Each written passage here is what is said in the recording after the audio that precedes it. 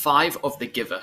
Now let's remind ourselves, in chapter 4, Jonas is on his bike and he's looking for his friend Asher. Eventually he finds him at the old home where the old people stay, and he is doing some of his volunteer work. Remember, all of the 11s have to do a lot of volunteer work before they are allowed to do the ceremony of the 12.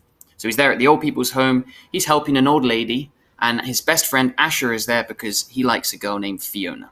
And they're talking about what happens when you get released and no one knows. Chapter 5. Usually, at the morning ritual, when the family members told their dreams, again, this is another thing they do. In the morning, they tell each other their dreams, and in the evening, they tell each other their emotions. Members told their dreams. Jonas didn't contribute much. He rarely dreamed. Sometimes he awoke with a feeling of fragments, little memories afloat in his sleep. But he couldn't quite seem to remember them, grasp them, and put them together into something worthy of telling at the ritual. But this morning was different. He had dreamed very vividly, strongly the night before. His mind wandered while Lily, his sister, as usual, recounted a lengthy, long dream. This one is a frightening one in which she had, against the rules, been riding her mother's bicycle and been caught by the security guards. They all listened carefully and discussed with Lily the warning that the dream had given. "Thank you for your dream, Lily," Jonas said, the standard phrase automatically, and tried to pay better attention while his mother told of a dream fragment, a disquieting scene where she had been chastised, in trouble, for a rule infraction she didn't understand. Remember, his mother works in the law, in the rules.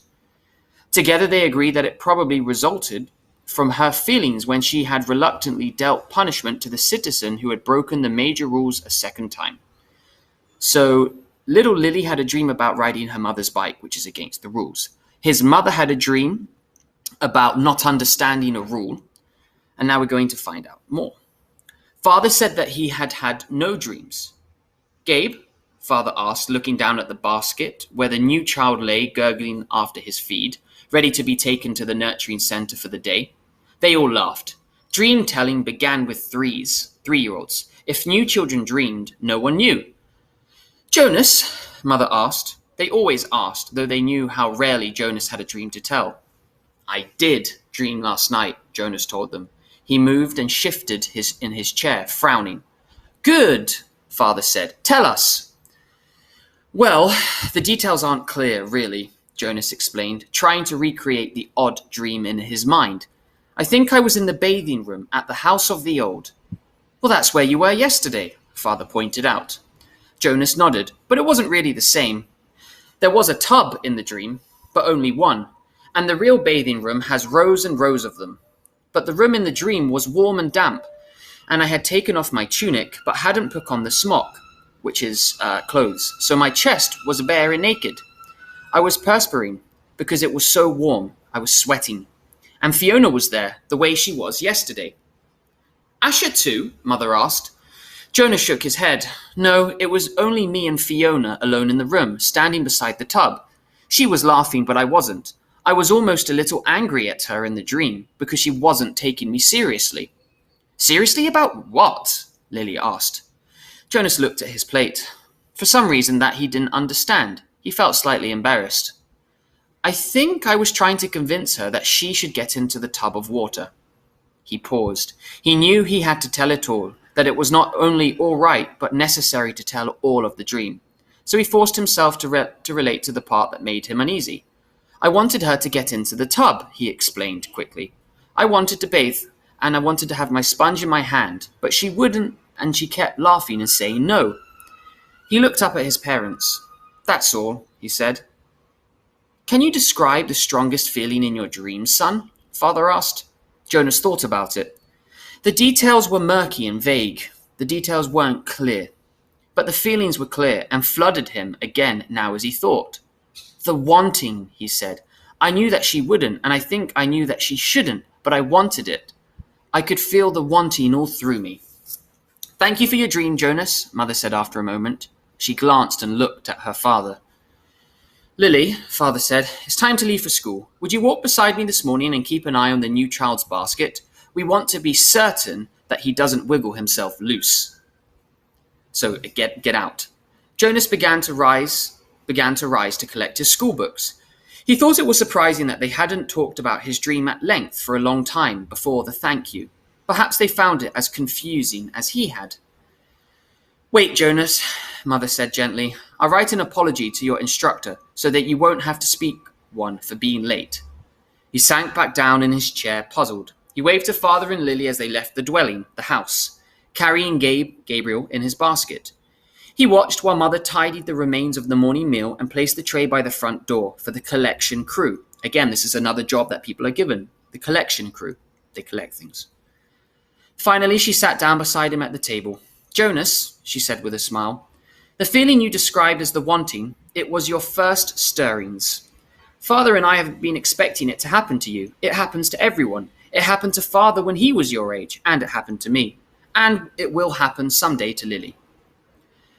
And very often," Mother added, "it begins with a dream." Stirrings. He had heard the word before.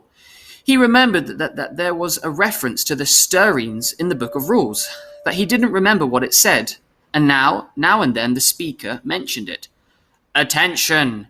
A reminder that stirrings must be reported in order for treatment to take place."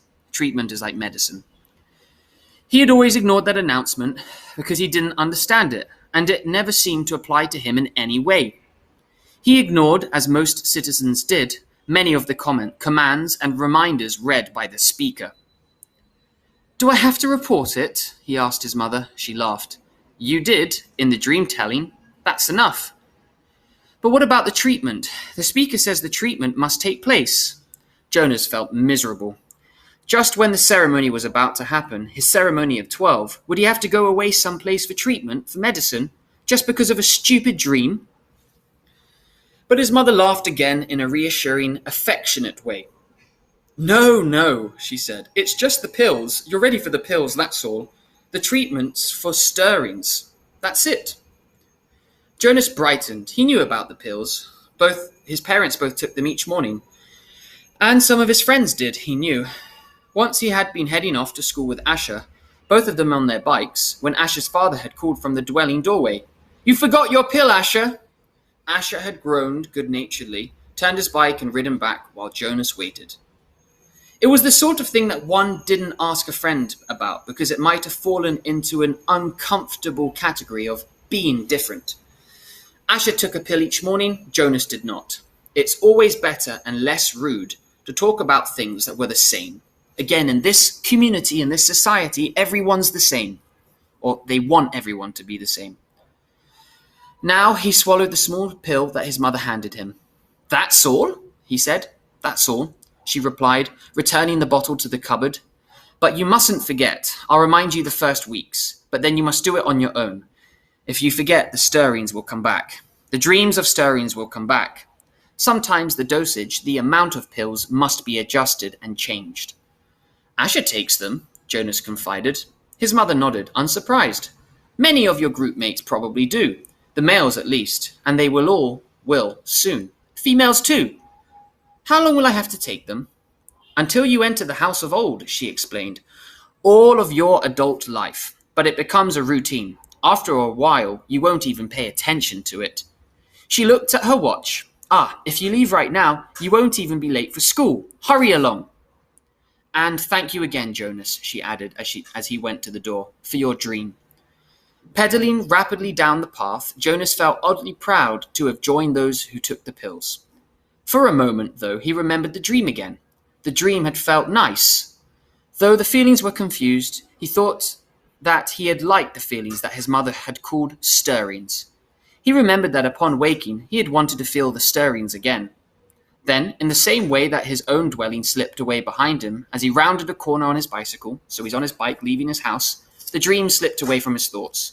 Very briefly, a little bit guiltily, feeling bad, he tried to get it back. But the feelings had gone. The stirrings had gone. So this chapter, Jonas is telling them about his dream, which he had with that girl Fiona, that he wanted to get into the bath. And so his mom and his parents tell him that's perfectly normal to dream about that, and that he has this thing called the stirrings, and that he now needs to take a pill every morning so that he doesn't get them anymore. That's the end of